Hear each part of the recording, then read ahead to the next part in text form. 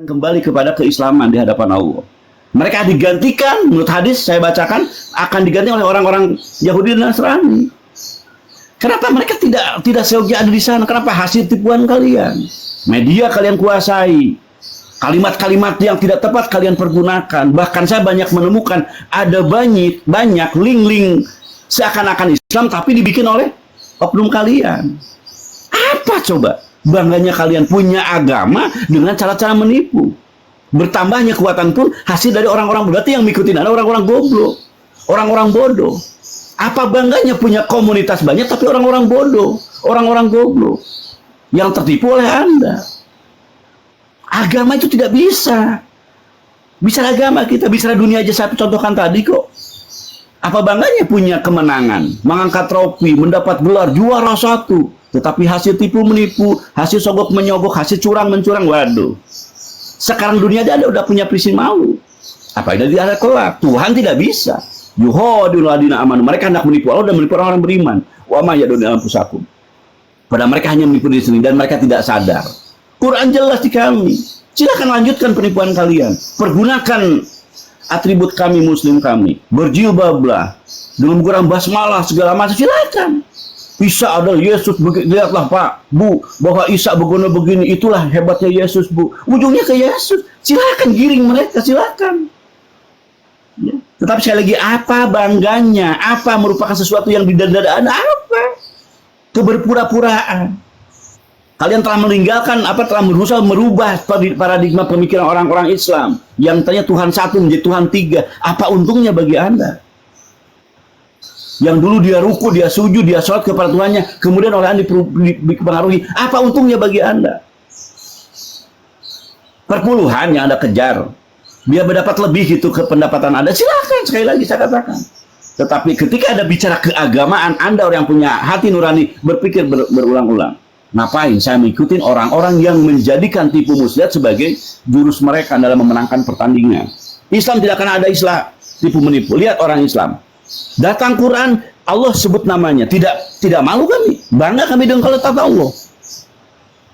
Tidak menggunakan Yahweh, tidak menggunakan Bapa, tidak menggunakan Yotefave, tidak menggunakan Hasem. Di dalam Quran nggak ada kata-kata itu. Datang Rasulullah menyebut nama Isa Al-Masih, tidak dengan kata Yesus. Dan kami pede. Berpikir seperti itu kita ketika mencari kebenaran itu. Jangan menutup mata, menutup hati Anda gitu loh. Apa untungnya ketika kemenangan dengan cara menusuk mata lawan, berkata-kata yang tidak tepat, adu ilmu, adu data, silakan. Jangan suatu waktu Anda menggunakan dalil Quran kamu. Dan sampai sekarang ketika kami meminta kepada kalian untuk meninggalkan kata Allah, kalian tidak akan melepaskan kata Allah. Karena bagi kalian kata Allah sangat tinggi, sangat mulia, sangat agung. Di hati Anda yang paling dalam mengakui bahwa Allah dalam Islam begitu agung, begitu mulia. Sehingga berat bagi kalian untuk meninggalkan kata Allah. Padahal di kitab Anda nggak ada kata Allah. Tuh, ketika Anda menggunakan jilbab, Anda paham di jilbab dalam jilbab ada nilai-nilai yang sangat agung, sangat mulia, sangat tinggi, dan sangat terhormat. Anda paham itu. Maka Anda menggunakan ya atribut itu untuk menipu dan membohongi kami. Apa bangganya? Saya akan merasa, saya mempersilahkan Anda ketika Anda menggunakan jilbab dalam kehidupan sehari-hari Anda. Artinya Anda konsisten. Ingin menutup jilbab, ini enggak kan? Hanya di koma saja pakai jilbabnya. Coba. Nggak ada otak, nggak ada ilmu, nggak ada dasar Anda. Sesuatu yang tidak punya dasar, tidak fondasi, keruntuhan akan Anda terima suatu saat waktu. Menghalalkan segala cara. Nggak malu apa? Itu dulu mungkin rutina ya. Jadi saya mengetuk kepada kalian, berpikir baik, ini agama yang akan menentukan kalian surga neraka kalian kelak. Kalau dengan cara-cara berbohong, membodohi diri, apa untungnya? Pikirkan itu. Anda lihat Islam, maaf sedikit lagi. Ketika Anda menjadi Muslim, apakah kami lepas kewajiban kami di hadapan Allah? Tidak. Kami tetap sholat, kami tetap berzakat, berpuasa di akhir bulan, setiap bulan 1 tahun. Setiap bulan sebulan Ramadan. Anak-anak kami diperintah untuk berjilbab. Tidak lantas kami diam, tidak. Hari ini saja ketika nanti jam 11 datang jam 12 kami sholat. Anda ngapain? Nanti jam 3 kami asar, nanti jam 6 kami maghrib, nanti jam 7:30 kami isya. Datang lagi masuk kami subuh, terus kami melakukan itu. Di hadapan Allah kami melakukan sesuatu yang rutinitas yang benar menurut konsep Allah. Mengagungkan, mengakui, menerima Dia, kemudian kami sujud atas nama Dia. Salah menurut kalian? Semata kalian hari menyinyir kami. Orang Islam telah tertipu oleh agamanya, oleh Muhammad. Padahal ajarannya sangat relevan, sangat sesuai dengan apa yang di otak Anda, tapi kalian sedang menipu diri Anda sendiri. Bilang nyembah batu. Bilang menyembah batu, nggak ada Quran tentang menyembah batu.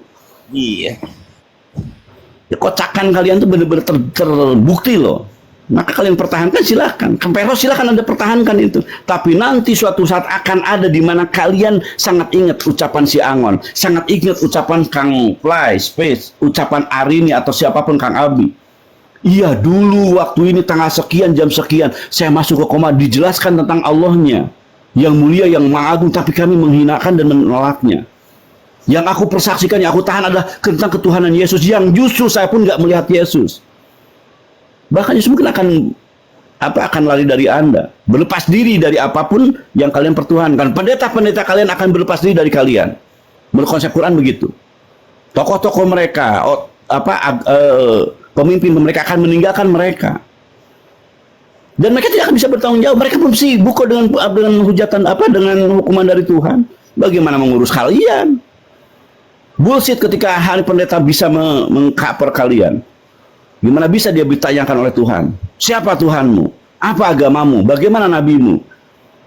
Dia akan bisa menjawab. Kenapa semua itu dengan diciptakan hal yang bodoh dan bohong? Dari mana kamu dapatkan uang? Bagaimana cara kamu dapatkan uang?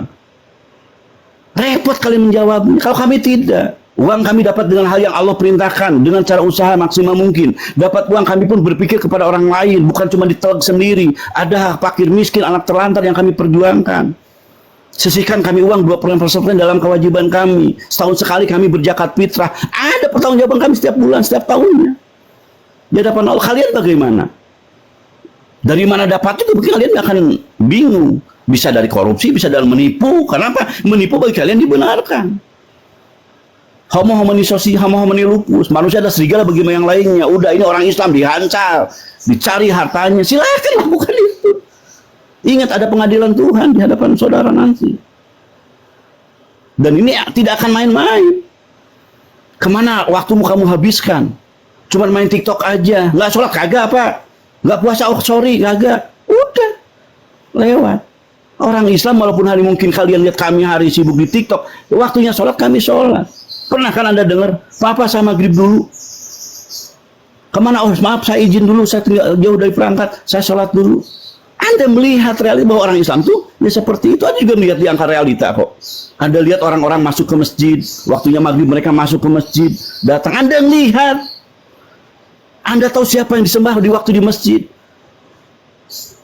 Tidak ada sebuah masjid harus ada kata Allah, kan nggak ada tulisan Allah setiap masjid. Tidak seluruh masjid, berarti artinya mereka tetap menyembah Allah, walaupun tulisan Allah itu nggak ada di masjid tersebut.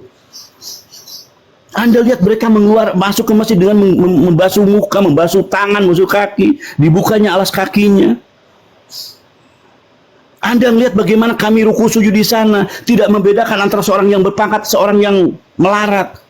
Tidak terbedakan di sana, sama di hadapan Tuhan. Jenderal belakangan dia di buku di belakang. Orang, maaf saya tidak menghinakan, mungkin dia tukang pulung, tukang rongsok datang sholat di depan, nggak ada masalah dalam Islam, silakan. Bagaimana dengan gereja kalian?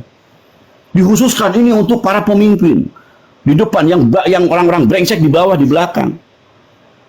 Itu aja udah jelas ada kelas di keagamaan kalian. Ini kelas pemimpin yang perpuluhannya tinggi di depan, orang yang di belakang orang yang tidak berpuluhan atau orang-orang goblok.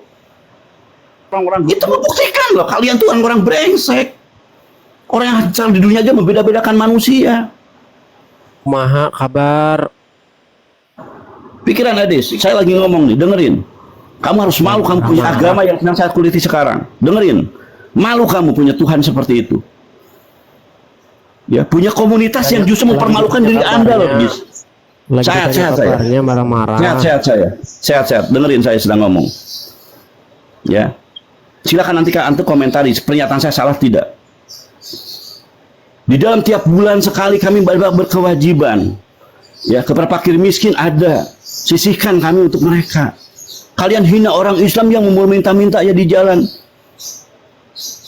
Itu kan pemikiran trigger kalian untuk menjatuhkan orang Islam kemudian tidak peduli dan yang lain. Betul ada oknum di dalam Islam ada, tetapi tidak bisa dikatakan bahwa itu adalah satu-satu ajaran, tidak.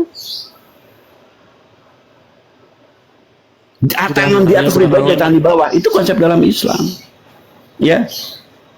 Orang Islam bareng-bareng pergi ke Arab sana dengan uang sendiri ditabung untuk melaksanakan perintah.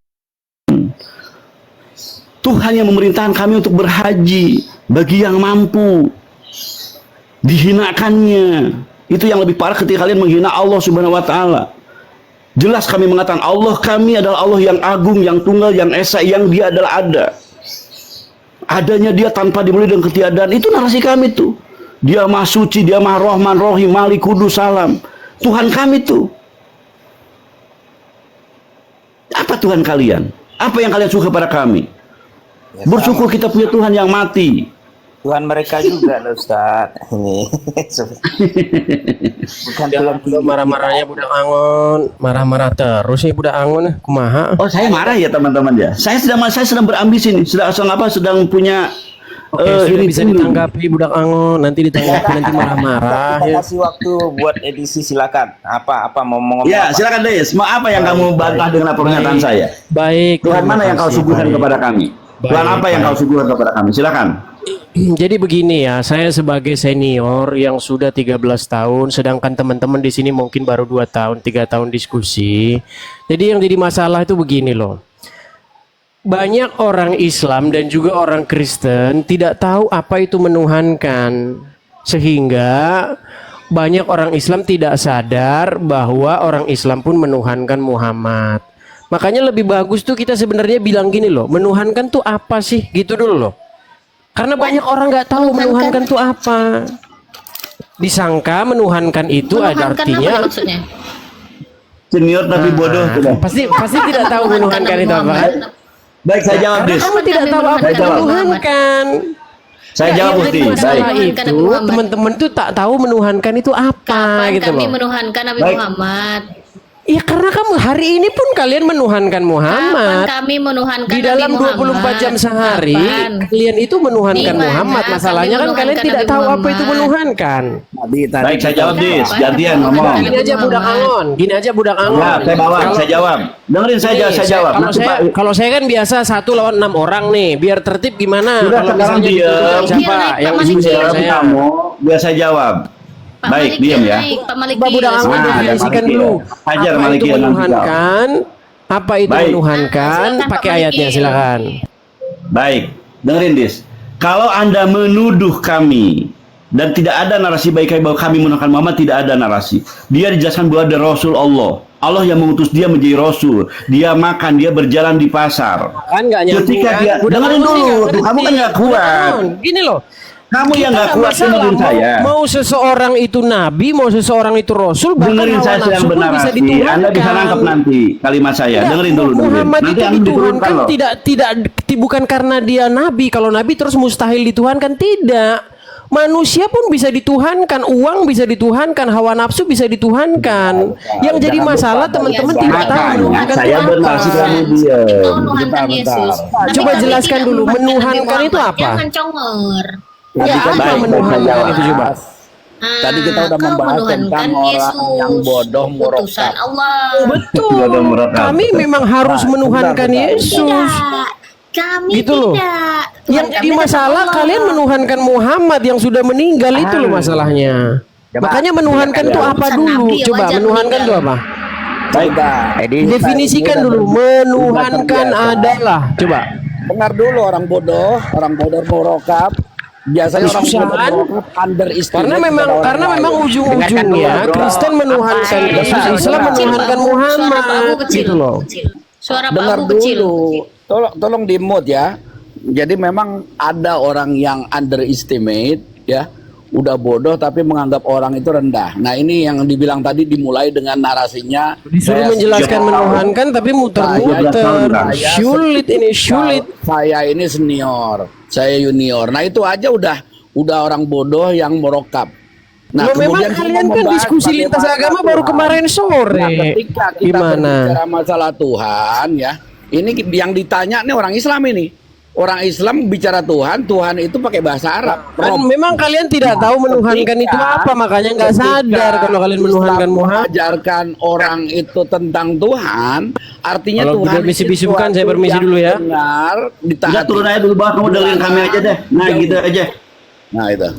Nah aja ketika kau Edis, kau ngomong nggak mau Ya, gantian. sebentar, dia masih dengar di bawah, nggak apa-apa. Saya mau ngomong sebentar ya. Jadi yang namanya konsep Tuhan adalah konsep sesuatu yang memang ketika ada statement yang dikeluarkan oleh Tuhan, itu memang tidak boleh dipikirkan lagi. Nah itu Tuhan namanya. Nah makanya di dalam Al-Quran ketika orang Kristen ini dianggap mempertuhan seluruh para pendetanya, karena memang pihak gereja itu mengeluarkan statement ditaati oleh jamaatnya. Nah itu yang dikatakan dalam surat At-Taubah ayat 31. Ittakhadhu akhbarahum wa rabbanahum arbaban. Ini jamak nih. Arbaban itu Tuhan-Tuhan selain daripada Allah. Arbaban min dunillah. Nah, ketika tadi dikatakan kita mempertuhan Muhammad, nah ini salah. Karena statement daripada Muhammad itu sendiri wa ma yantiqu anil hawa in huwa illa wahyu yuha. Muhammad itu tidak mengikut hawa nafsunya tapi mengikut wahyu. Nah, mengikut wahyu, kita mengikut Nabi Muhammad karena wahyu. Ada hal-hal yang Nabi Muhammad kerjakan kita nggak kerjakan karena memang spesial, seperti punya istri banyak kita nggak kerjakan. Nabi Muhammad ini tidak dapat waris, kita juga nggak mengikutinya karena memang dilarang oleh syariat. Nah, hal inilah kita nggak mempertuhan. Nah, begitu pemahaman tentang Tuhan. Justru yang tadi statement senior kita bilang, katakan tadi, itu senior yang bodoh murakkab. Ya. Terima kasih. Senior 13 tahun tapi akalnya nyungsep. Ya, itu namanya mahasiswa abadi. Iya. Apa kampusnya kasihan kan, nggak ditendang-tendang ya kan. Tetap dibiarkan nyungsep aja akalnya. Betah dia di kampus. Ya, dia banyak bikin komal itu. Nanti buat saya debat-debat. Iya, betul. Lain. Padahal kalau di Komalnya banyak laporan dari teman-teman Muslim kita. Kalau di Komalnya teman-teman Muslim dibisu-bisukan. Kalau yang bisa menjawab, dia nyari yang Muslim awam. Sama dengan Komal-komalotan yang lain, cari Muslim yang awam. Nah, kalau yang Muslim yang cerdas, yang istilahnya paham mengenai jalan pikirannya dia, yang bisa mengcounter, apa sih dibisu-bisukan. Nanti ketika teman kita Muslim yang bisa mengcounter itu turun, dibilang pengecut atau gimana gitu. Dia pikir itu tadi, kalau dia senior berarti salah. Ini pemikiran iblis Lucifer dulu ketika disuruh sujud dia nggak mau sujud. Ana khairum minhu. Betul sekali. Saya lebih senior daripada Adam. Betul, Nah inilah betul. Lucifer ini sifatnya itu terkena. Ini juga kepada Firaun sama. Ana rabbukumul a'la. Saya adalah Tuhan yang paling tinggi, kata Firaun. Nah begitu juga tadi makhluk itu tadi yang bodoh murokab, ada bodoh kuadrat. Saya 6 tahun. Loh kalau 6 tahun artinya emang yang 1 tahun itu salah gitu.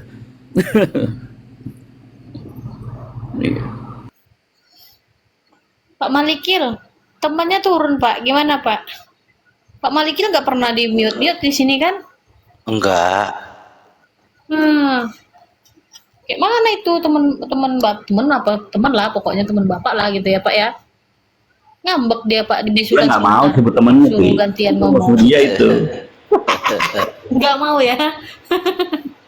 Pak Malikil aja nggak mau loh buat teman. Jadi ini Kak Malikil. Gimana dong? Mungkin gini Kak Malikil ya, ketika suatu agama orang lain ya kan dimanai oleh dirinya sendiri, kemudian dipaksakan, itu yang nggak lucu kan?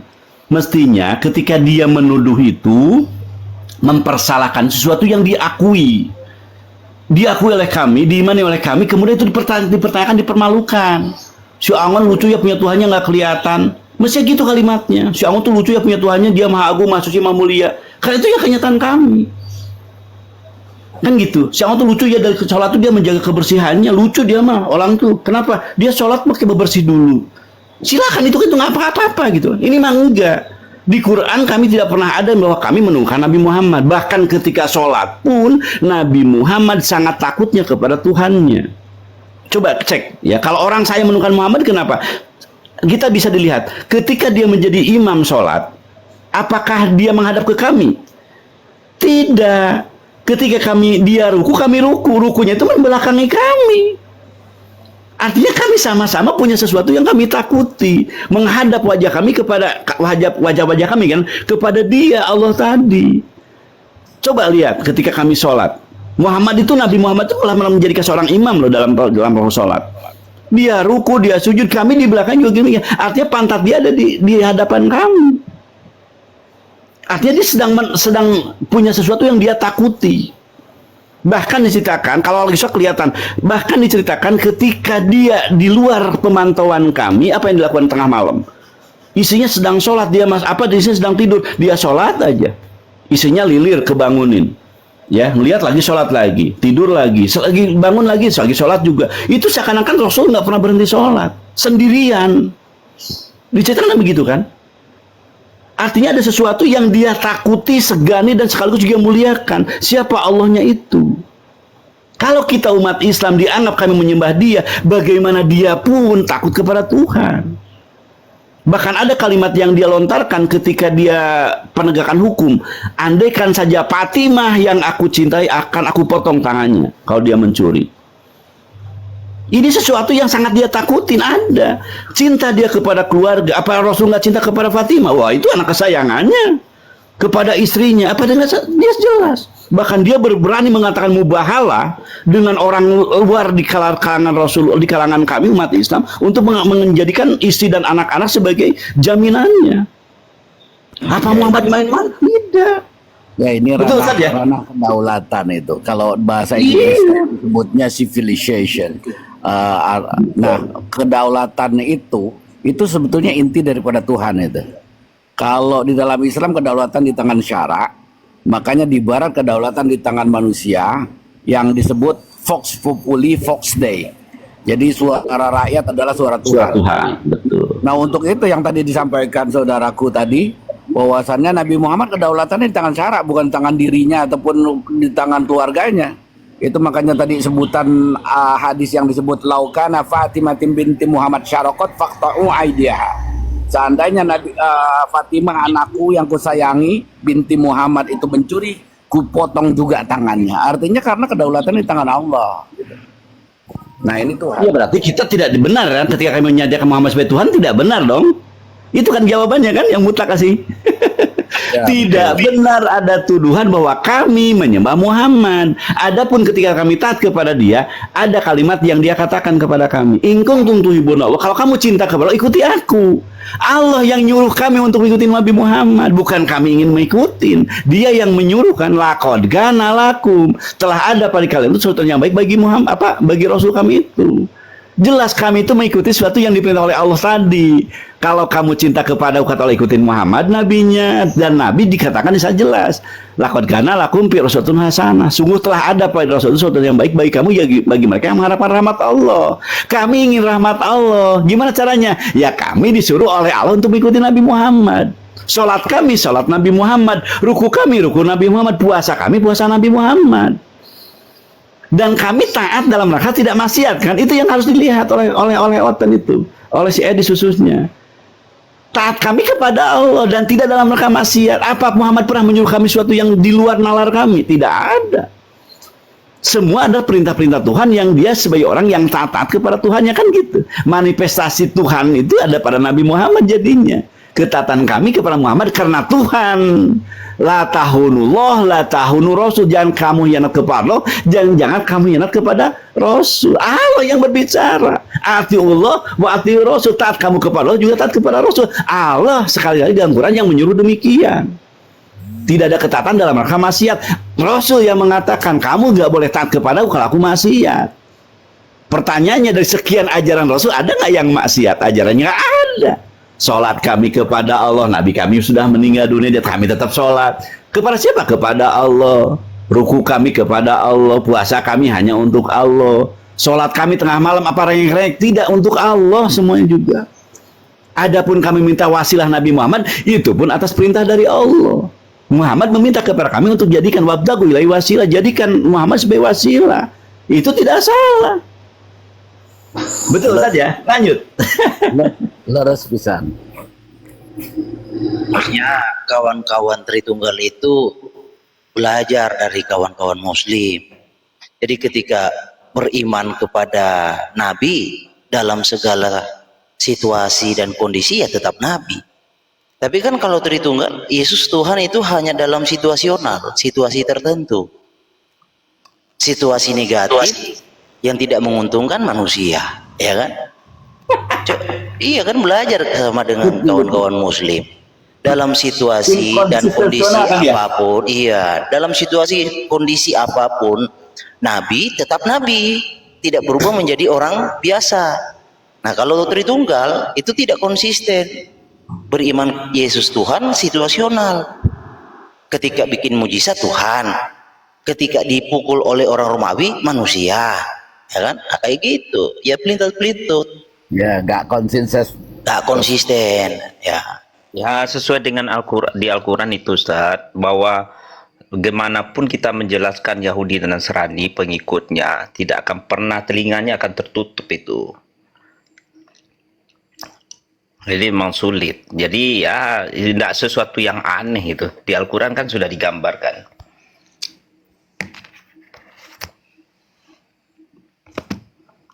Jadi sebenarnya lucu buat kawan-kawan Tritunggal itu mendebat kawan-kawan Muslim yang konsisten. Sedang mereka sendiri tidak konsisten. Itu loh. Saya memang pernah ada di fase itu. Pak Buddha Angon tahu siapa saya. Tapi kita kan punya bertahap. Kita itu berkembang naik, bukan berkembang turun. Dalam dialektika itu kita ada perkembangan, baik secara adab, moralitas, adalah perkembangan. Kalau perkembangannya di tempat dari dulu begitu-begitu moralnya, adabnya, ya mending jadi petugas kebersihan, kawan. Karena Seperti binatang ternak ya Kang. Kalau Iya. konsepnya seperti binatang ternak mereka, bahkan lebih hina lagi dari binatang ternak. Semua apapun yang disampaikan atau mereka stagnan ya dalam satu posisi, ya silakan. Itu teman-teman ya. Jadi Kang Malik sendiri mengatakan demikian. Jadi sebagian di antara kekristenan tadi yang sebut Tritunggal itu, ya begitu. Berani mereka mempertanyakan sesuatu, tapi pada dirinya itu tidak dilakukan. Kan kocak jadinya, konyol, ambigu. Gitu. Tadi sayang ya, si Edis tahu kalau ada Kang Malik dia turun karena Kang Malik bukan karena kami. Kalau Kang Malik dia berani. Ada Kang Malik itu. Udah siap dengan terjangan-terjangannya kan gitu. Kenapa? Karena adanya kesialan dari perbuatan buruk itu jangan jadi binatang-binatang lain. Munafik itulah yang paling berat tantangannya. Cumanya Rasulullah yang saya difahamkan, Rasulullah tu tahu siapa munafik itu. Tetapi Rasulullah SAW dia hanya serahkan senarai munafik itu pada Huzaifah saja, sahabatnya Huzaifah saja. Dia tak serahkan kepada Umar, kepada Abu Bakar. Ini mesti ada hikmahnya. Kemudian saya rasa bukan tak tahu itu Abu Bakar, Umar, Uthman, Ali dan sahabat-sahabat Nabi yang lain, mereka itu mesti tahu nama-nama munafik itu ada di tangan Huzaifah. Tetapi mereka tidak menggunakan ego mereka untuk memaksa Huzaifah memberi nama-nama munafik itu. Mereka lebih tunduk kepada Rasulullah SAW. Bahwasanya Rasulullah mesti ada hikmahnya kenapa menyerahkan nama-nama itu kepada Huzaifah. Di sini yang saya fahamkan, supaya kita ini seperti Abu Ya kata tadi, kita sentiasa berbaik sangka baik pada saudara kita Muslim maupun kepada semua manusia. Itu adalah satu-satunya ubat. Ubat untuk apa ni? Untuk menenangkan jiwa kita. Kalau kita paksa diri kita kan, atau kalau kita ada penyakit buruk sangka tu pada kita, memang tu menjadi satu penderitaan untuk kita kan, penderitaan. Kita jadi menderita. Itu. Ya, cumanya kita teruskan aja perjuangan kita untuk seperti Ibu Nora Aritonang kata tadi.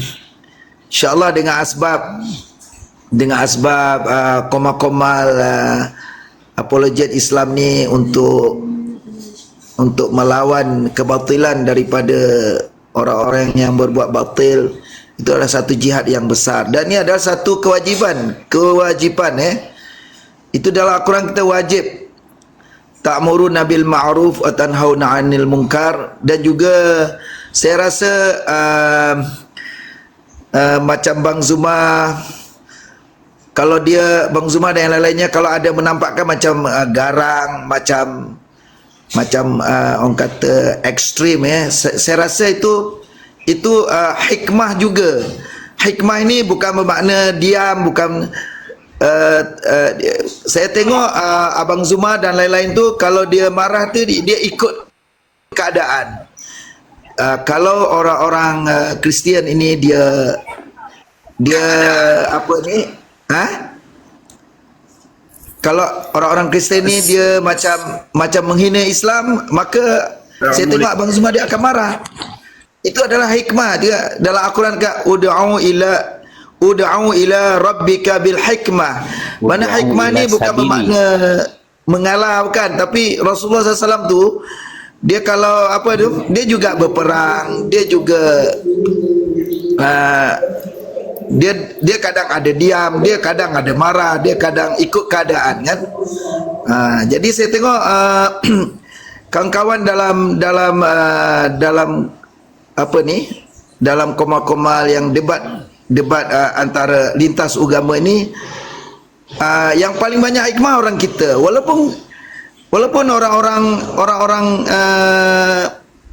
kita macam Abang Zuma, macam apa ni, Ustaz Alif tengok dan lain-lainnya tu, ada juga macam Bunda Rahmah ke, blokir Ini pemanen. Bunda Nora sebut lah, Pak Dokter. Ya, betul lah. Betul. Masya Allah, Pak Dokter luar biasa ini. Di Ya. Malaysia nggak ada ya perdebatan kayak gini ya, Pak Dokter ya? Belum ada lagi, tapi macam belum ada lagi, tapi macam apa tu, Fikhai itu kan orang Malaysia dia kan. Iya, Bang Al Hidayah ya. Tapi dia masuk komal kita, tapi dia buat komal sendiri dekat Malaysia ni belum ada. Mungkin dekat Malaysia dia orang-orang Kristen dekat Malaysia tidak sama dengan orang Kristen di Indonesia, sebab di Malaysia ni dia ada istilah perlembagaan perlembagaan tu masih menjaga keutuhan agama Islam tu Ya, Kalau ada Pak orang-orang Dokter Kristen- izin, Pak Dokter saya sapa dulu saudara-saudara ya. Boleh. Masya Allah, siap, terima kasih. Aduh, ini ganti lagi Bobo Boy. Apa coba ini, Pak Boy? Assalamualaikum. Waalaikumsalam warahmatullahi wabarakatuh. Salon Buya. Astagfirullah, ganti terus. Pak Ainun. Saya ditandai Saya udah Buya. Saya udah nebak, memang dia, yakin aku. Saya ditandai Buya di room sana. Jadi saya ganti aja gitu loh. Masya Allah. Siap, Saya banyak promo. diblokir Buya. Udah Oh, enakan buat promo promo. daripada boy apa boy. Promo. Oh, suara Boy, itu kan- macam saya kenal ni, sebelum Boboy apa namanya? Suara saya kenal nih. Artis dia, Pak Dokter. Iya, Dia artis janda.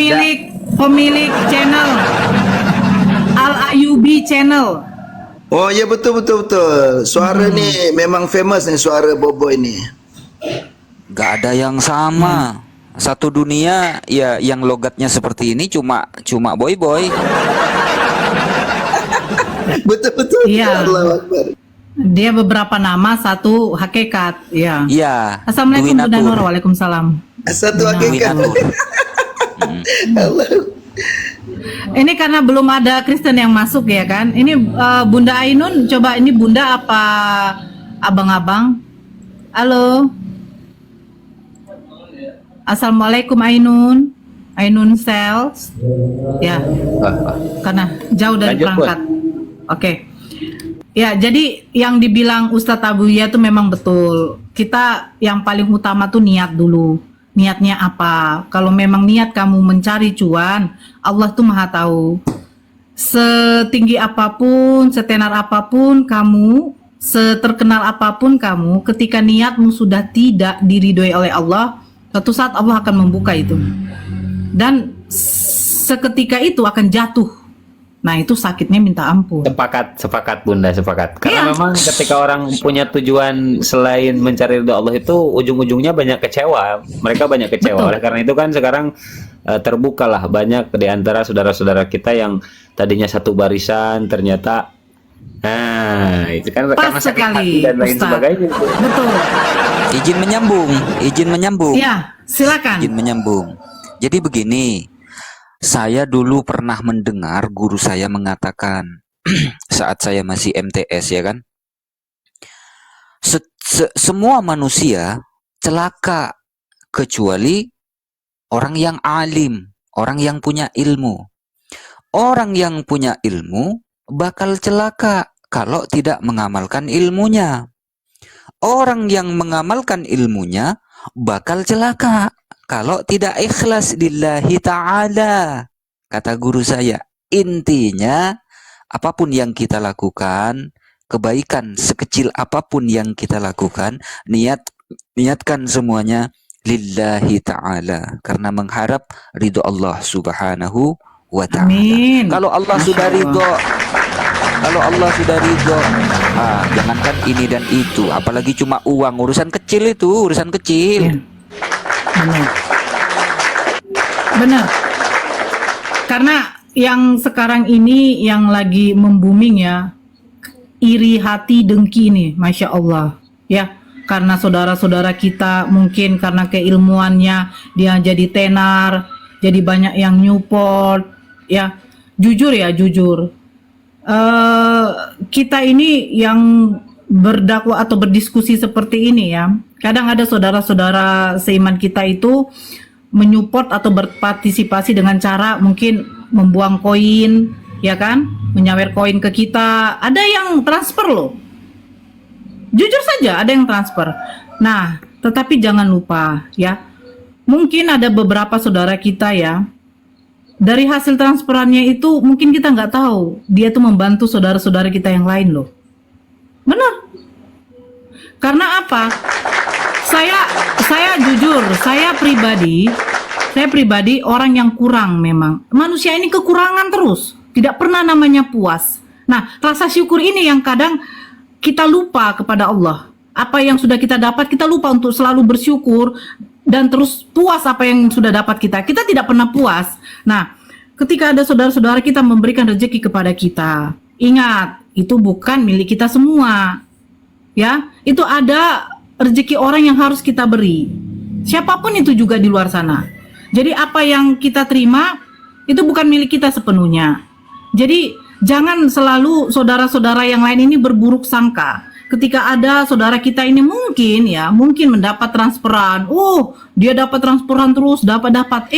Kita tidak tahu. Dapat transfer. Aduh. Tolong di-mute lah, Farah. Kita tidak tahu, mungkin di balik itu dia memberikan kepada yang lain juga. Jadi jangan salah, ya. Kalau orang selalu mengatakan, ada juga tadi typingnya, kenapa sih Bunda live-nya di situ terus? Ya, ini rumah saya itu kecil, hanya 5x4 saja. Rumah saya kecil, saya tuh kekurangan, ya. Tapi maaf ya, saya bukannya mau ria atau apapun. Saya sering dapat itu TF dari saudara-saudara, saya berikan kepada yang lain. Lillahi ta'ala. Karena apa? Saya tahu itu bukan rezeki saya. Itu ada rezeki saudara-saudara lain. Saya diam-diam nanti saya tanya, kirim nomor rekening Bun, kirim nomor rekening bang. Jangan ukti, nggak apa-apa. Saya walaupun kurang, saya cukup. Maksudnya gitu. Saya tahu saya kurang, tetapi masya Allah saya cukup gitu. Jadi satu poin yang yang ditanamkan saudara-saudara kita ini ya, jangan kita berburuk sangka kepada saudara-saudara kita. Jangan ada ditanamkan rasa iri dengki. Kalau ada perbuatan saudara kita kepada kita yang tidak berkenan di hati kita, ya kan? Kita minta maaf kepada Allah. Kenapa? Ya mungkin Allah tuh menunjukkan apa yang ditunjukkan Allah. Mungkin tanpa kita sadari kita berbuat salah kepada orang yang seperti itu. Ya, kalau ada saudara seiman kita menyerang kita, kita mendapat ujian dari saudara seiman kita. Kenapa ya? Saudara kita kayak begitu perkataan kita, mungkin kita difitnah. Nah, Allah tuh mungkin menegur. Menegurnya apa? Mungkin ada kesalahan saya yang saya buat yang tanpa saya sadari, saya buat dan saya sakiti saudara-saudara seiman saya yang lain di luar sana. Karena perbuatan kita itu akan dibalas Allah itu bukan secara langsung, tetapi akan bertahap. Dan Allah akan menegur kita seperti itu. Ya. Jadi jangan kita suuzon lah. Apalagi yang kita lihat sekarang banyak terjadi saudara-saudara kita yang lain bagaimana. Contoh seperti logika, ya. Ketika mungkin nanti logika membuka aib kita, ya mungkin suatu saat nanti Allah juga akan membuka aib seseorang itu ya dengan cara tertentu. Ya kita introspeksi ke diri kita sendirilah. Ya Allah, mungkin saya sudah berbuat salah. Saya mendapat fitnah seperti ini, mungkin saya pernah memfitnah orang itu juga. Jadi husnuzon sajalah, ya. Jangan kita menghakimi seseorang, nanti Allah akan membalasnya. Allah akan membalasnya itu. Makanya si logika tuh nggak mau saya ambil pusing, ya. Akan dia tuai, tabur tuai, begitu. Salam dulu sama bunda kita yang terlalu cantik ini. Assalamualaikum warahmatullahi wabarakatuh, Ustaz. Bunda Nora. Waalaikumsalam. Ya, betul, Kak Nora, sangat betul sekali Bu ya. Karena 2 bulan atau 2 bulan terakhir ini saudara-saudara saya yang Kristen yang menabur, saya yang menuai Bu ya. Mantap. Nah ini saya sukanya Romo ini. Lanjut Romo. Jangan. Mereka kan yang menabur kan? Iya, jangan dikasih kendor. Tuh, pokoknya Wanes Tritunggal ajaran setan, Wanes bidat sesat, begini dan begitu. Romo yang menuai itu. Oh, baru ingat nih Romo. Terima kasih. Terima kasih Abu Yaya. Iya. Di YouTube dia dapat cuan. Jangan lupa kita mendengar lu dapat saweran. Romo, buka mute-mu. Buka mute-nya. Giliran saweran gak mau dia buka. Kayak gitu. Memang dasar. Masya Allah. Aduh, Masya Allah. Iya, jadi memang sebenarnya karena kita kebiasaan suudzon sama Allah, maka kita akan sangat mudah suudzon terhadap sesama manusia, sesama saudara kita, karena memang kita terbiasa sama Allah pun suudzon, apalagi sama manusia gitu kan. Kadang kita diberikan cobaan sama Allah, padahal Allah itu baik sama kita. Kita banyak dosa, istighfar kita belum tentu bisa menghapus dosa kita, karena istighfar kita itu hanya di lisan. Tetapi dengan dikasih cobaan, kita bisa bersabar, itu benar-benar bisa menghapus dosa. Karena di Al-Quran sendiri, innal hasanat yudhibnas sayyiat. Sesungguhnya kebaikan itu bisa melebur terhadap keburukan. Maka kita sebagai umat muslim itu tidak lepas hidup dari yang 4. Ini kata Imam Ibnu Athaillah di dalam kitab Hikam As-Sakandari. Yang pertama itu kita tidak lepas dari yang namanya nikmat. Maka kita diwajibkan untuk bersyukur dan memuji. Itu menjadi nilai ibadah di sisi Allah. Dan yang kedua, kita tidak lepas dari yang namanya musibah, cobaan. Ya, kita dianjurkan untuk bersabar, bahkan kalau bisa ridho terhadap aturan Allah. Sehingga ada orang yang usaha tetapi dia rugi, tapi dia bisa tersenyum. Dia sakit, tapi dia masih bisa tersenyum. Itu ciri bahwa orang itu ridho terhadap aturan Allah. Jadi yang dia lihat itu bukan untung ruginya, bukan sehat sakitnya, tapi Allah yang memberi untung, Allah yang memberi rugi. Jadi di sanalah kita belajar untuk bersabar, apalagi sampai ridho terhadap aturan Allah. Dan yang ketiga itu maksiat. Orang kita manusia tidak lepas dari yang namanya maksiat, mau maksiat dohir ataupun batin. Sehingga di sana kita dianjurkan untuk bertaubat dan istighfar ketika kita terjerumus kepada kemaksiatan. Dan yang terakhir, yang keempat, itu taat. Ya, kadang kita menjadi ahli ibadah, ahli sedekah, ahli sholat berjamaah, ahli pengajian dan lain sebagainya. Maka di sana hati kita tetap punya kewajiban, yaitu harus syuhudul minnah, bersaksi hati, meyakini bahwa ini semua adalah nugraha dari Allah, sehingga tidak ada orang yang angkuh sombong, saya merasa menjadi ahli sedekah, menjadi ahli ilmu, menjadi ahli ibadah. Tidak, karena kita semua dibisakan sedekah, dikasih ilmu oleh Allah. Ya, intinya dipintarkan, disolehkan. Jadi hati kita tetap tawadu, tetap merendahkan hati, tidak ada angkuh. Tidak ada menilai bahwa diri kita lebih baik daripada orang lain. Justru sebaliknya, orang lain lebih baik daripada diri kita. Ketika melihat umurnya yang di atas kita husnudon, bahwa amal ibadahnya sudah banyak, sehingga diri kita merasa hina. Ketika melihat umur yang di bawah kita, oh dosanya masih sedikit. Jadi tetap itu harus ditanamkan di dalam jiwa diri seorang muslim. Tapi memang ya kita semua belajar di sini. Benar kata Romo tadi, ada yang belajar mencari ilmu, sudah punya ilmu, ada yang belajar untuk mengamalkan, sudah bisa mengamalkan, ada yang belajar untuk ikhlas, sudah bisa ikhlas, ada yang belajar untuk istiqomah, continue. Maka semuanya belajar gitu kita. Sehingga Rasulullah memerintahkan ya belajar itu dari mulai lahir sampai meninggal. Dan semuanya kita belajar, belum ada. Dan insya Allah tidak ada muslim pun yang merasa udah bisa, udah hebat dan lain sebagainya, tidak. Sehingga memang ketika kita sesama muslim itu lebih ke sharing, tidak ada niat sedikit pun untuk saling menggurui, tidak. Beda kalau sama Oten, ya memang Oten harus digurui, memang susah kalau tidak. Wallahu alam. Silahkan lanjut Romo ataupun Bunda Rahma, barangkali ingin menanggapi, silahkan. Sebelum ada Oten nih, Oten agak susah memang sekarang. Nah, saya sedikit tentang Oten ya. Saya sabar dulu sih Fik, sapa tuh Oten biar. Oh, kenapa dia naik turun? Kayak Yesus naik turun. Kayak Yesus. Yang baru masuk tolong langsung di mute biar kita tuh tidak noise. Barangkali ada saudara kita yang melive-kan di YouTube, ya kan? Anwari, assalamualaikum. Saya yakin ini mungkin Muslim. Waalaikumsalam. Ya, standby dulu ya Bang ya, sedikit ya. Nah, ini ini tentang apa ya? Sudah menyinggung sedikit tentang Oten ya. Dari tadi di bawah tapping ada sebagian Oten yang kepanasan, selalu memframing Islam itu menyembah batu. Saya begini loh. Saya kalau membaca tapping Oten yang selalu mengatakan Islam itu mencium batu, menyembah batu, menuhankan batu. Nah, ini otak sengkleknya ini memang betul-betul tidak dipakai. Kenapa?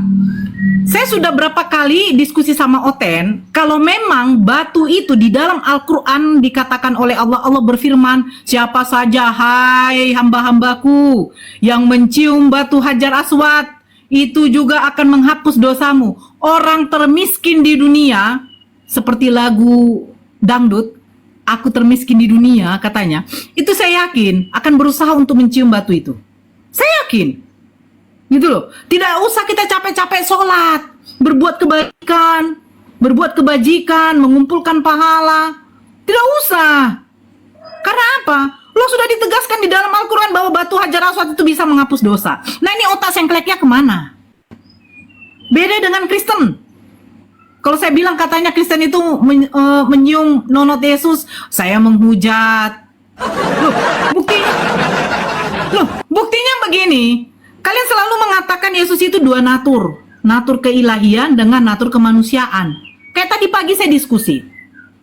Yesus memiliki dua natur, Bunda Nora. Natur kemanusiaan dengan natur keilahian. Nah, ketika Yesus menjadi manusia, keilahiannya ada. Ada. Karena aku di dalam dia, dia di dalam aku. Oke, jadi pada waktu Yesus disalibkan atur kelehennya kemana? Dia bilang, saya nggak tahu. Loh, ini macam mana sengklek kau? Jadi waktu Yesus membuat suatu mukjizat, dia menyembuhkan orang yang sakit, membangkitkan Lazarus, memberi makan 5.000, 4.000 orang, bahkan hebatnya bisa berjalan di atas air. Ini Masya Allah ini Yesus ini ya. Sosok manusia diberikan mukjizat dari Bapaknya untuk melakukan perbuatan-perbuatan yang tidak bisa masuk akal oleh manusia. Nah, ini yang ditunjukkan oleh Yesus. Yesus mengatakan, ya Bapa, aku mengucap syukur kepadamu. Bang Anwar tolong di-mute. Aku mengucap syukur kepadamu karena engkau selalu mendengarkan aku. Berarti Yesus ini terus berdoa sebenarnya. Karena engkau selalu, kata selalu kan berarti terus nih. Kecuali dia bilang, aku mengucap syukur kepadamu karena engkau pernah mendengar aku. Nah, ini pernah berarti jarang. Ini selalu, berarti Yesus ini selalu berdoa. Kan begitu? Nah, selalu mendengarkan aku karena di sekelilingku ini banyak orang. Aku ingin menyatakan kemuliaanmu bahwa engkaulah yang mengutus aku. Nah, jelas. Berarti natur keilahian Yesus itu sama sekali tidak ada. Karena apa? Ketika Yesus melakukan mukjizat-mukjizat itu, dia berdoa kepada Bapaknya. Ketika Bapaknya memberikan talenta kelebihan kepadanya sehingga Yesus bisa melakukan mukjizat, ini menunjukkan apa? Hei manusia, hei bangsa Israel, lihatlah, yang aku lakukan ini semata-mata ini adalah kuasa dari Bapakku yang diberikan kepadaku. Nah, sekarang aku nyatakan bahwa ada Tuhan yang patut engkau sembah, yang rupanya tidak bisa kau lihat, suaranya tidak bisa kau dengar. Dan aku ini yang menyatakan kemuliaan Bapakku, aku hanyalah utusan untuk menyampaikan itu. Karena ketika kau melihat Tuhan, kau akan mati seketika. Seperti perkataan Tuhannya kepada Musa. Kan seperti itu. Nah, otak sengklek Kristen ini apa? Mereka mengatakan Yesus memiliki keilahian. Nah, pada waktu Yesus disalibkan, keilahiannya kemana? Bentar bunda. Jadi mereka itu selalu protes ya kan, batu Hajar Aswad itu bisa menghapus dosa. Nah, ya betul. Batu Zakar menghapus dosamu, kau diam saja. Gimana sih kau? Nah, itu saya bilang Romo dari Vatikanus, ya kan, bukan Vatikan ini Vatikanus. Ya. Waktu mereka mengatakan natur keilahian Yesus ada pada diri Yesus, waktu Yesus ditangkap, waktu Yesus ditombak, ditampar, diludahin, dicaci maki, bahkan dinaikkan ke tiang salib, tangannya dipaku, kakinya dipaku, diberikan mahkota duri, keilahiannya kemana? Dijawabnya apa? Ya saya nggak tahu Bunda, mana urusan saya katanya. Tapi, astagfirullahaladzim, haula wala quwata illa billah. Betul. Memang Islam ini, Masya Allah ya, Allah itu sudah memberikan kita tuh otak, akal untuk kita gunakan. Nah, apa yang membedakan kita dengan binatang? Binatang punya otak, tapi nggak punya akal. Assalamualaikum warahmatullahi wabarakatuh. Waalaikumsalam. Di-mute sebentar kakakku ya. Binatang punya otak, tapi nggak punya akal. Manusia diberikan kesempurnaan oleh Allah. Kamu memiliki otak, kamu mempunyai akal, fungsikan dong. Jangan ODGJ saja akalnya terganggu. ODGJ saja akalnya terganggu, masih tahu dia mana makanan yang bisa dimakan, bukan batu yang harus dicium. ODGJ tidak pernah mencium batu, baru membuat dia tuh bisa kenyang.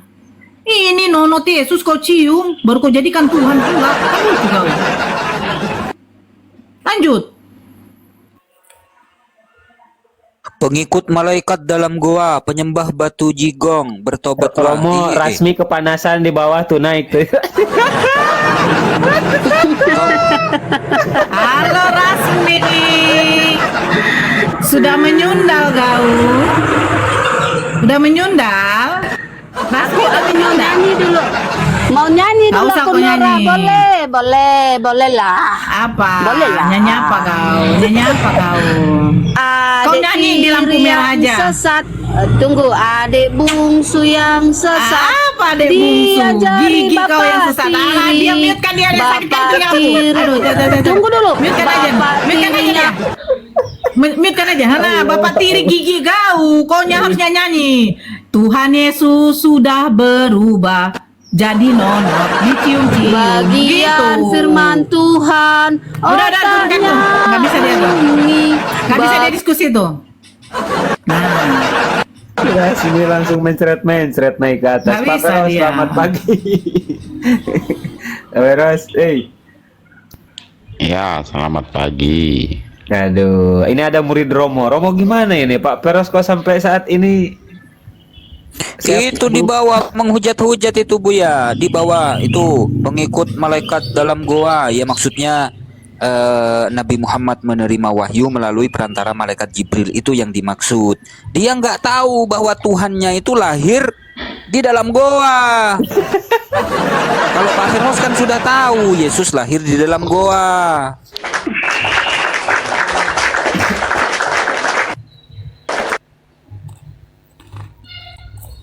Pak Feros, Ya, jangan terguncang.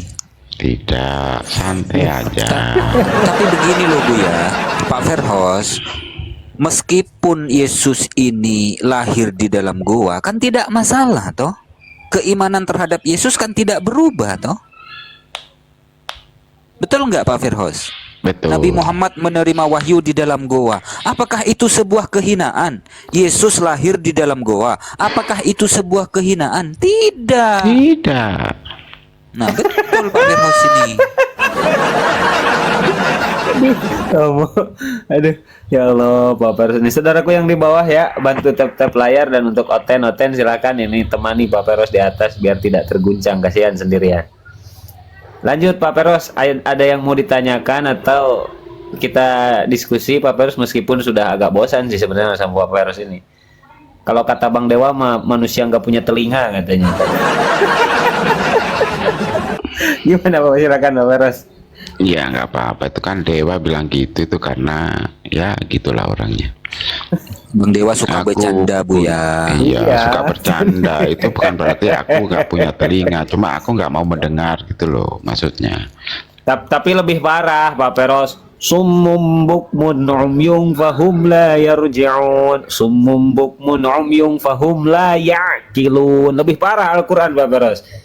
Bisu, tuli, buta, mereka itu tidak berakal.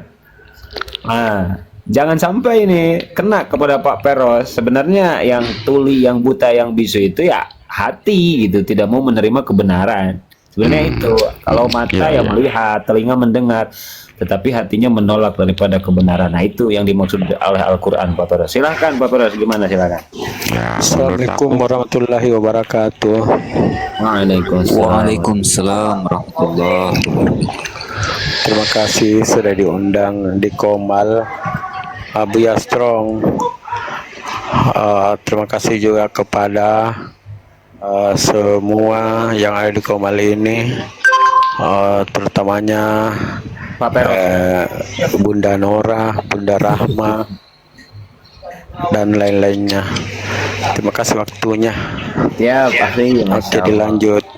Silakan. Siapa komalnya Abuya ini adalah komal internasional antar benua Bang. Iya kan Romo yang ini yang mempromosikan Romo kan sampai di YouTube itu sama Romo yang mempromosikan. Komal ini adalah komal yang sangat sangat fenomenal, karena yang naik di sini bukan cuma orang-orang waras, orang-orang gila juga banyak naik di sini.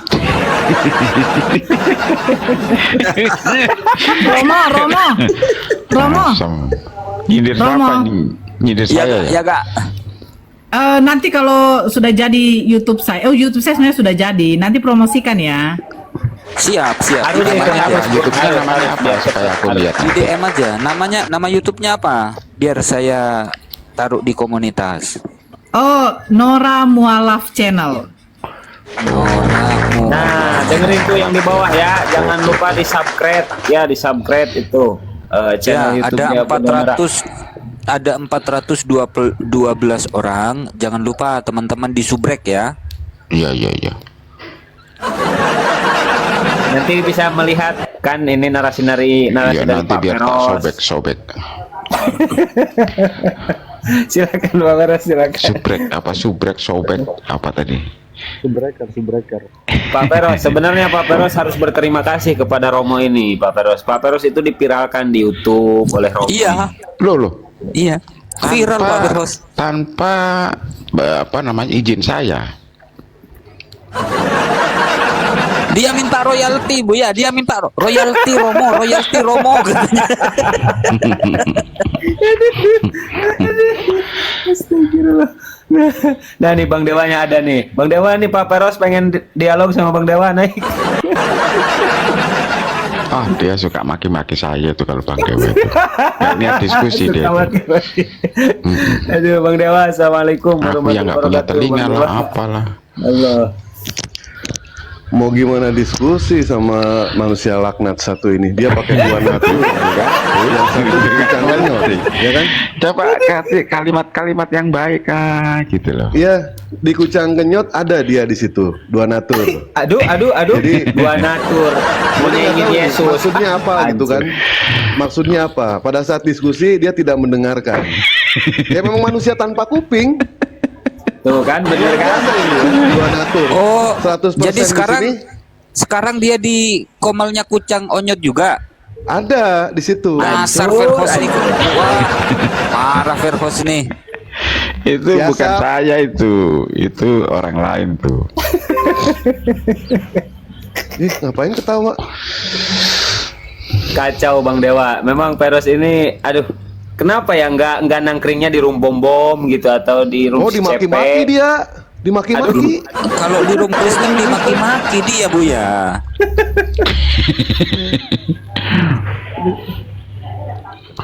Aku katanya nggak berguna lagi, gimana itu?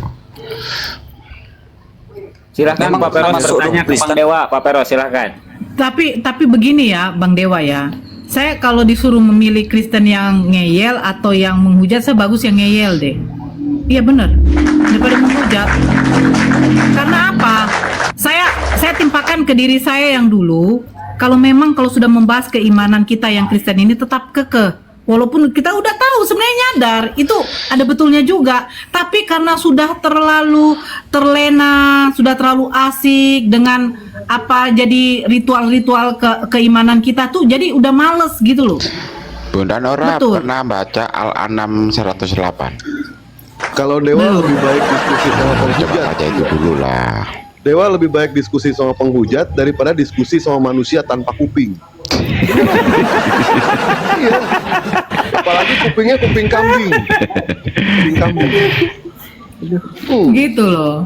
Ya karena kalau orang yang ngeyel, sebentar izin sedikit Bang Verhos. Orang yang ngeyel itu dia tuh ngeyel di mulut, tetapi sebenarnya di otaknya dicerna juga. Beda yang penghujat. Kalau penghujat itu memang udah rasa benci dia. Nah, tapi ujungnya apa? kalau Kita pun Peros jadi ini berdosa. nggak termasuk penghujat, nggak termasuk ngeyel. Kemana masuknya ini Peros ini? Bingung saya. Ngeyel dia ini. Ngeyel. Kuping. Telinga kambing. Ngeyel. Tapi itulah pula. Debat. Jadi ya saya debat lah. Iya, tapi cuman Bang Feros itu makanya saya bilang kalau sama Bang Feros karena ngeyelnya saya memilih untuk diam. Malas sama orang ngeyel. Saya pagi-pagi ini mau santai ya kan, mendengarkan gitu loh. Silakan Bang Feros. Jadi gini, Bunda Nora. Jangan jadi gini dulu, belum apa-apa udah jadi gini. Bang Mahadewa dulu itu baik sama saya itu. Aku dikasih penjelasan tentang di Islam tuh begini. Oh, enggak pernah. Enggak, bohong ente. Nah, setelah itu saya kan ya mengkritisi apa yang disampaikan kan. Nah, dari situlah Bang Dewa ini langsung kayak nggak senang sama saya. Oh, bukan itu masalahnya. Masalahnya bukan itu. Masalahnya itu pada saat pada saat kami berbicara mengenai soal aurat, ya kan? Oh, anak saya ke mall itu pakai celana pendek, kan itu indah katanya. Wih, kata Dewa teh, kok anaknya dipandang sama orang mau istrinya, kenapa nggak buka baju, buka celana aja sekalian? Iya, udah Iya, mah dikasih betul, tahu ngeyel, iya. manusia tanpa kuping, ya kan? Nggak tahu nih nasibnya kayak gimana nanti orang seperti ini. Apa? Bunda Dewa. Bunda Dewa. Bunda Dewa. Bunda Dewa, sorry. Bang Dewa. Ya. Bang Dewa aja yang dibesarkan. Saya mau sarapan dulu. Saya Jangan, Dewa standby. mah panjang bukan besar. Dewa mah panjang bukan besar. Agak lain ini. Agak lain. Mungkin belum dapat jatah apa. Cari yang lain aja, Abu ya. Kalau ini manusia tanpa kuping mau ngapain? Ustadz Abuya, kalau ada yang mau naik Kristen ya, saya ditendang aja nggak apa-apa. Soalnya saya mau makan dulu. Iya, saya makan dulu. Ya. Ini Bang Awi, monitor Bang Awi, Muslim apa Kristen? Bang Awi Arjuna. Alhamdulillah ahlul sunnah wal jamaah. Assalamualaikum. Waalaikumsalam warahmatullahi wabarakatuh. Silahkan, akhi, ada yang mau disampaikan? Maaf ya untuk slot untuk Oten biar Pak Peros tidak terguncang. Silahkan, barangkali ada yang mau disampaikan, akhi, fadhol.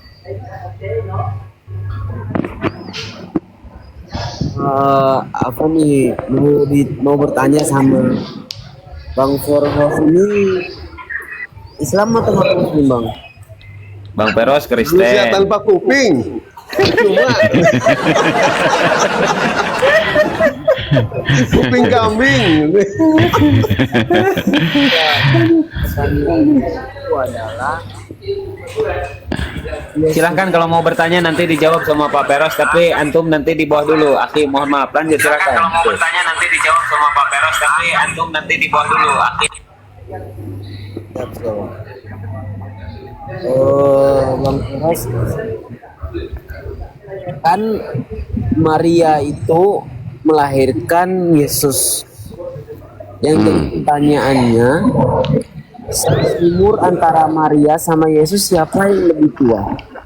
Dan yang kedua adalah, jika Yesus itu adalah Tuhannya Bang Feros, sebelum Yesus dilahirkan itu Maria itu mempunyai Tuhannya siapa gitu? Siapa Tuhannya Maria gitu? Oke, udah itu saja. Ya, itu aja dulu, Bang. Oke, saya jawab.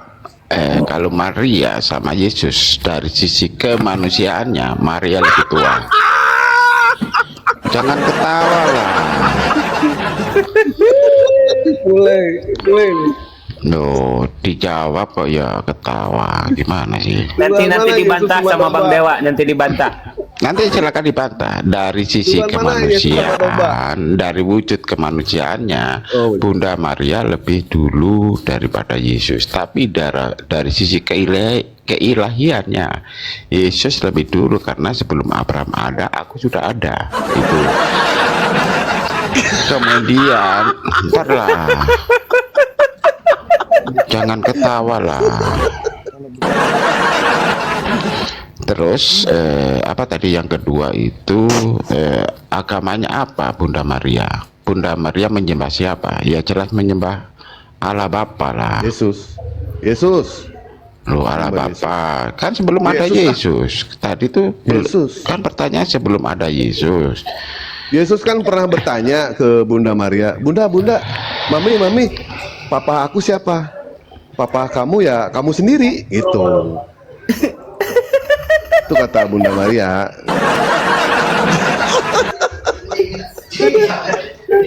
Bener itu Pak Peros begitu?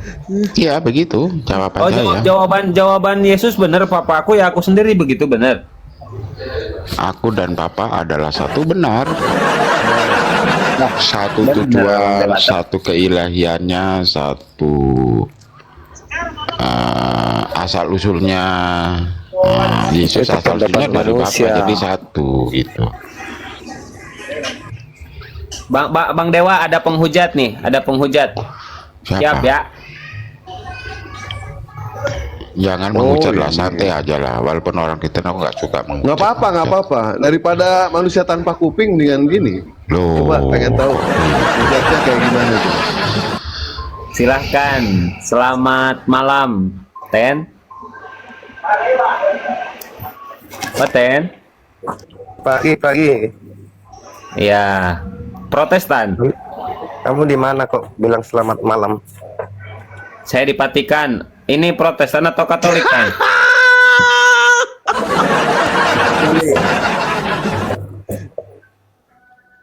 Ten, Protestan atau Katolik?